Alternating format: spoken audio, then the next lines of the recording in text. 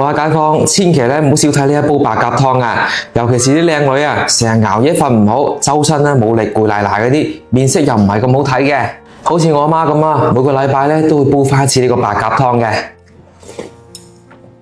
出門口啲街坊都問佢噶，哇，食啲咩靚嘢咧，保養得咁好嘅？其實咧，我用嘅就係呢個松茸羊肚菌湯包啦，簡直咧就係懶人嘅好幫手啊！做法特別簡單嘅，我哋將炒香過嘅白鴿咧放入砂煲入邊，再加翻啲薑片、紅棗。而家咧就輪到呢個松茸羊肚菌湯包出場啦，入邊咧全部都係雲南高山上邊嘅靚菌菇嚟嘅，全部都係自然生長嘅。最緊要係咧，佢係冇分過流又冇農殘嘅，屋企老人家小朋友咧，人媽媽都可以放心飲㗎。最方便嘅係咧，佢唔使浸好耐嘅，溫水浸佢15分鐘咧就腍晒㗎啦。落班翻屋企咧，你隨手煲個雞湯啊、排骨湯咧，20分鐘啊就可以煲得煲好鮮甜嘅靚湯㗎啦。跟住我哋將浸好嘅菌菇咧倒入砂煲入邊，一次性加個滾水入去，用細火慢慢咁煲佢1個鐘，咁就 OK 啦。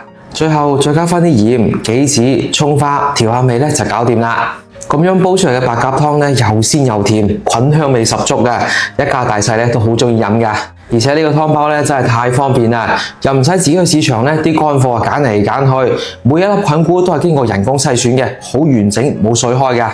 一打開咧就有啲好濃嘅自然嗰啲菌菇嘅香味啊，俾小朋友食咧特別放心嘅。平時咧可以煲雞湯啦、排骨湯啦，用嚟炆肉咧都係好鮮味嘅。